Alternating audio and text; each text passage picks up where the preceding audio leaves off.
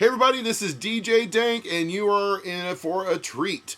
I am opening up my DVD dungeon. I am opening up the basement of the dungeon and bringing out the real collectibles. And one of my favorite collections, and here is, I guess, our lessons in video box art number 2, is my 1980s male stripper video collection, which a lot of these have not made it to DVD legally. And it's just one of those things that not only are they fun to look at, watch, they're also great. It's when I'm a DJ and I play those male stripper videos on the big screens. You get to see, minor nudity, men dancing around to the beat because they're dancing to a beat on the video.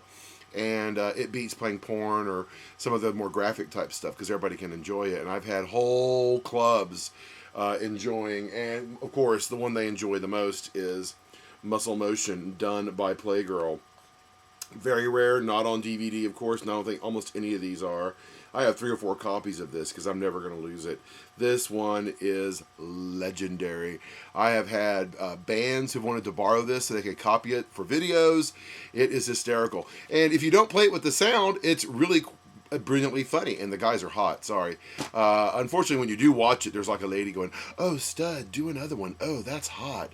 I guess you got to make a semi-clad naked men dancing around into some way heterosexual too, because I mean these things are actually marketed to the ladies. These weren't marketed to gay men. That market really hadn't come of age as of yet, and this was an era when the Chippendales craze had come into America at the tail end of the sexual revolution, and all of a sudden males could be sexually personified the way women have for all these years. So that way men can have all these kind of like problems with the way they look because they don't fit into a certain kind of like acceptable, good-looking mold. So anyway, Chippendales came of age, and all of a sudden there were all these clubs going on, and so there was obviously the video revolution. So why not throw those together and create some money because ladies like to do nothing more than to rent videos watching ladies watch men strip. I don't know. I don't see the logic in it, but I didn't see the logic in Boy George in the day that nobody ever said anything about him being a homo. So who am I to say? So anyway, I'm going to start off. There's another Playgirl one, Morning Workout. Not very good on the gay scale because there are a lot of women in it, and it's not shot that well. But Playgirl, I don't have a lot of. And then of course there's Hard Men. Hard Men features a lot of your favorite 1980s porn stars doing male stripper stuff because this stuff is so popular. I even see one of these Hard Men, no strings attached. That's okay. We know all about that. And so now let's go to some more fun ones. Cooking with Beefcake. I don't have the original. I'm still looking for it. Evidently, your recipe cards are inside. But I do have Cooking with Beefcake 2 with J.P. Morgan, who was one of the judges on The Gong Show. And this just shows how far her career had tanked out by this time because the bitch don't know how to cook. But the shtick on this one is it has hot, hunky guys dressed only in aprons so you can see their buns. That's butt. Fun. Anyway, the recipes are terrible, and this isn't that entertaining, but I own it because it's just weird and out of print. Male strip, pretty much self-explanatory. Some of these movies were set up with like actual performances going on. That are actually like here's the Chippendales, tall, dark, and handsome. This one has one of the Landers sisters in it, Judy Landers, and it has whole little vignettes and then hot guys coming on and dancing, separated. Then there are some like let's see here. Here's the bachelorette party because nothing makes a bachelorette party like this video watching like the guys strip and all that kind of stuff and hug the ladies. I mean because it's so hetero. And anyway, but these all featured, here is Ladies Night Out. These were all shot like in a club or at a stadium where you were filming in front of a live audience of actual ladies freaking out because of what they were seeing as male strippers. I mean, this, I mean, if I remember correctly with this one, this is the one where you see all the office ladies freaking out, climbing over seats, shoving their money in the guy's jockstrap, all that kind of stuff, and there's still no nudity. It's just guys taking off their clothes. Women were so excited to have this concept that they could sexualize men and lust after them in public the way men go to strip bars and do it all the time for years and years and years. So it was all kind of like breaking loose in like a crazy way. But most of these are pretty good. Not, I mean, they're interesting. Some and then there are the ones that are just so funny because, well, they exist, and that would be dysrobics, because we all need a little dysrobics exercise. Beware, these exercises may cause you to look like a guy dancing with the hard body. I mean, it's just funny. But when dysrobics won't do anymore, you go for maximum strength dysrobics. That's right. It is that good. These ones are shot like on a stage and everything, and in my own opinion on it, it just seems like when these guys are dancing, they're promised cocaine, and that there's a tray, there's the mirror like right in front of the camera with the cocaine on it, and they'll get to do some once they get through their number, or maybe they've already done some and maybe they shouldn't do anymore, but they're still out there dancing. So I mean, that's showing you the level of entertainment in these babies. But that's half the fun of it. And then we get to some really fun ones. Beyond Briefs. Now this one is hysterical. This is the one where it's Beyond Briefs, baby. They take it all off. You see Pickle, and so they'll have like the opening part where the guy's dressed like a ninja or Indiana Jones or a sailor or all those kind of fantasy. Superman, he's a big one. And they get there and dance, and they come out of their clothes. Once they get their jockstrap, all of a sudden there's like a little pause. So I guess in the red states they can like stop, so they don't sing anymore.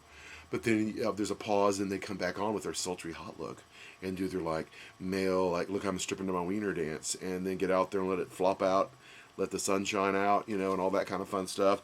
And it's fun, but you don't want to push your you don't want to push the size of your assets out there too far into public, because people will always remember and they'll always take pictures from it. So anyway, Night Riders, love that cover. Now, these are collectible simply for their boxes alone. These are what I call show boxes with inside pull-out trays or clamshells.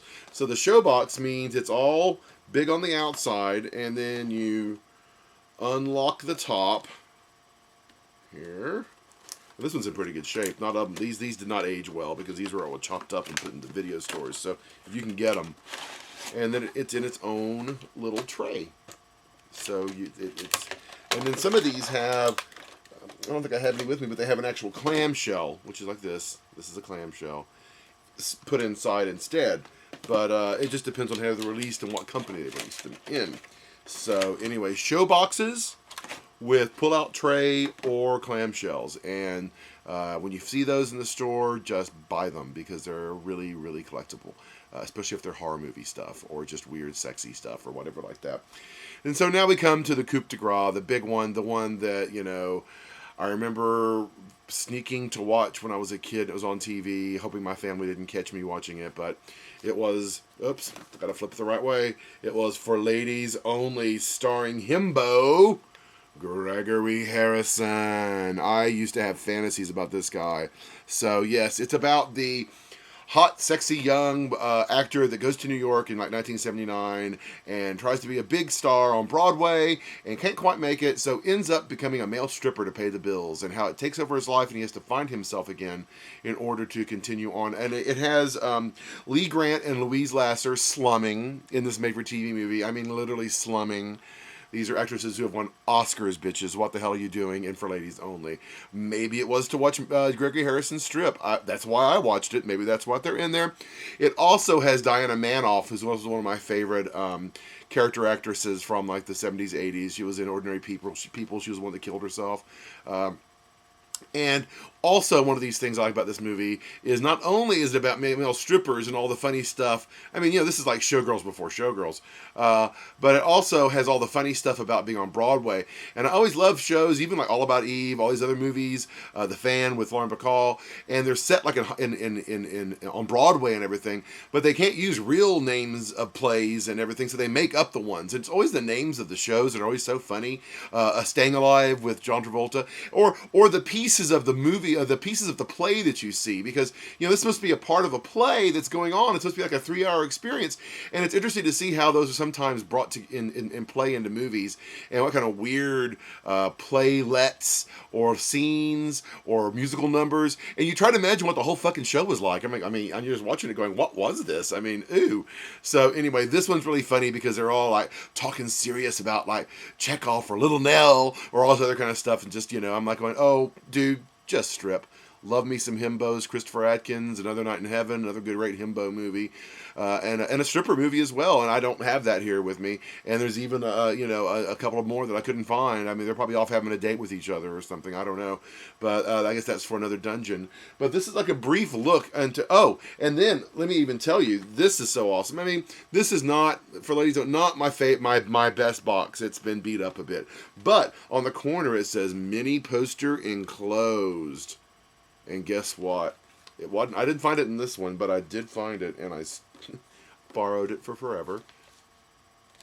But here it is. I took it out, and that is the mini poster inside. I made a T-shirt of this and wore it around. Unfortunately, it has like a little bend on it, but the fact that it even exists and I own it.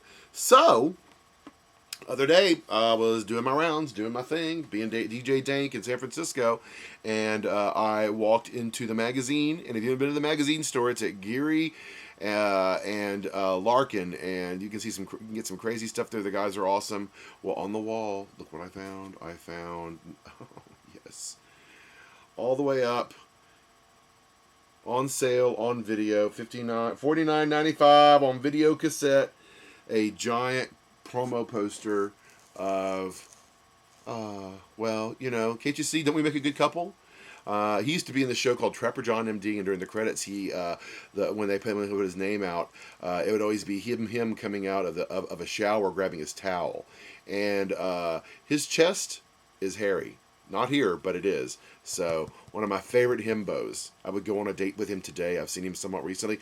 He was in that movie about Eric Roberts dying of AIDS called It's My Party. He was the boyfriend that Eric Roberts had all the old feelings about and everything. But Gregory Harrison. Oh, and he was also in Razorback about the killer giant warthog or whatever Razorback in Australia, directed by Russell Mulcahy, who directed all the Duran Duran videos back in the day. But it's a great one. You can get that one on the Warner Vault. But that's another DVD dungeon. And no DVDs today. Just sexy male strippers, Chippendales. Oh, and by the way, collectability. Chippendales is the word. If you want to sell something and it's printed with the word Chippendales on it, more than likely it will sell for some crazy ass money. I found a calendar that had like the guy that designed one of the Chippendales videos, and it said, it was a stripogram calendar where at the top of the picture was like the guy, and the bottom of the picture he was in his underwear. And I bought it for $1.50. It had the words, done by Fred McMurray or whatever, who from Chippendales, and it sold for over $200. So I'm just saying, Chippendales on collectability. But male strippers, gotta love them, and gotta do something with them. But this has been DJ Dank, and I'll think of something, I'm sure. But this is DJ Dank in the DVD Dungeon. Find me on Facebook. Find me on underthegoldengate.com, where I have my show Film Feud. This is my channel. Like me, comment, post your own favorite male stripper videos of all time, because there's probably a couple I have either not discovered or I've just forgot about, and they're somewhere in the giant collection, because by finding all of them, that means I have to go under the bed, and that's kind of an excavation. But I did find, quite a few things that have made enough change to go across the street and buy a soda pop. So anyway, this is DJ Dank. DVD Dungeon, and it was super fun talking to you about one of my favorite collections. I have more collections coming to you, but let's hear it for the male strippers of the 80s. Yum, yum.